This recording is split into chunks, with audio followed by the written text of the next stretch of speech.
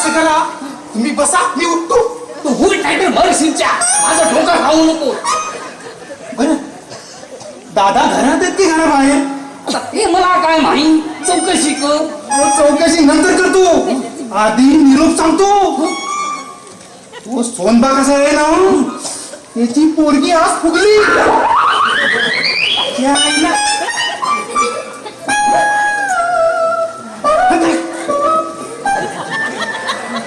अरे रांडीच्या माणसात आहेस ना तू. अहो आजोबा, मी या प्रत्यक्ष माझ्या डोळ्याला पाहिले, कुठं कशाला सांगू? आजोबा नाही, नाना बोल नाना. नाना, नाना. आणि काय ती सिंच्या ती फुगताना तू प्रतीक्षा पाहिली म्हणतो, मी काय पाहिली रे? सांगतो जरा धीर घ्या. सांगतो.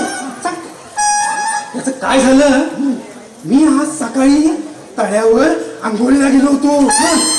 ती कपडी धुत होती, पुण्यावर होतो. ती कपडी धुत होती, पुण्यावर होतो. ती कपडे धुत होती, पुण्यावर होतो. तुझ्या उड्या बस झाल्या, पुढे सांग काय ते.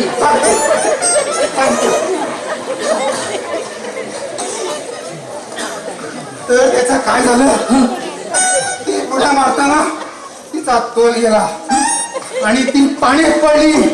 ऐकलं काय, हे तर ती पाण्यात पडली, तिचा तोल गेला आणि बरोबर एका तासानं वरती आली. ती अशी ठुमकन फुगली. काय तर आणतीच्या? तुझे पाण्यात पडून पाणी पिऊन फुगली. हा वाटली. हल्ली तरुणांपेक्षा म्हाताऱ्यांचा जास्त मला तर पोटात पाडून टाकील रांडीच्या. मला नाना बघत नव्हता, मी मानली कधी समजलं. बरं झालं, म्हणजे आज मला मंत्रा तुम्ही.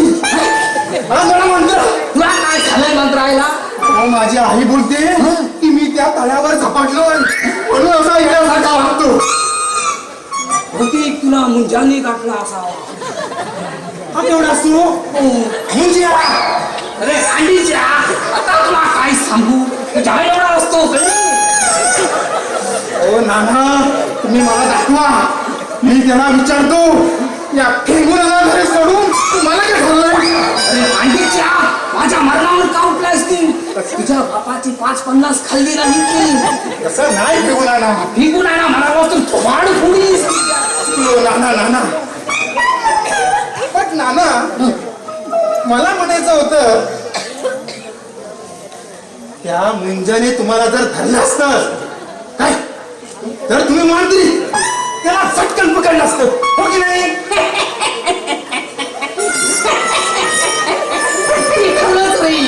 बरं, मी असं करतो, तुझ्या घरी येतो आणि तुला झाडून काढतो.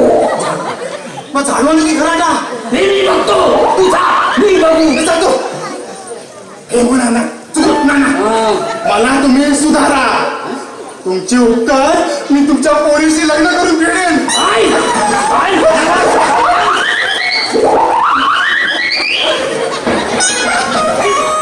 रांडीचा लग्न काय ना तू?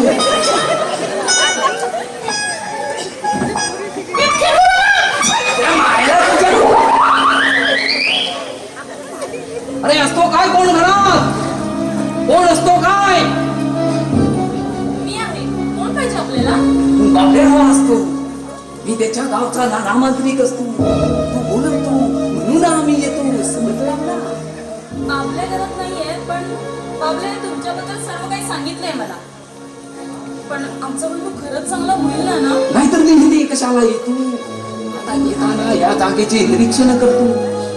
तर या भूमीत पहिला स्मशान असतो, ते तुमच्या वडिलांना माहित नसतो. तेव्हा तो इथे बंगला बांधतो. इथल्या आत्म्याची जागा गेली म्हणून सर्व उठतो. कोणाला येडा करतो, तर कोणाला ठार मारतो. समजलं ना? पण हे सर्व जरी खरं असलं तरी यावर उपाय काय ना? मी सगळा करतो, तुम्ही नको घाबरतो. या घराला मी सुखी करतो.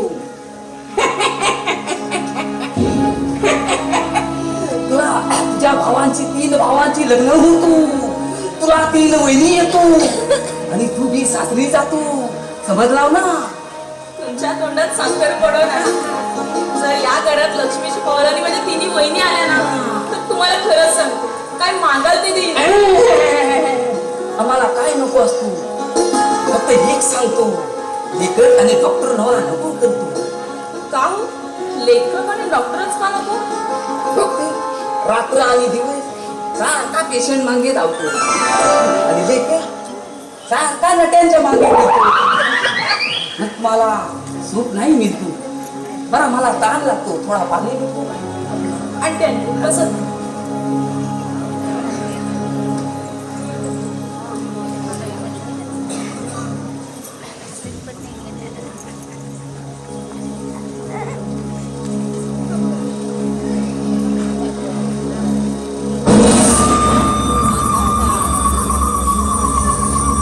बस काय या पोलिसात दार उघडतो. तो वेडापीर स्त्री सुखाला भोकेलेला लांडगा तिच्यावर झडप घालतो.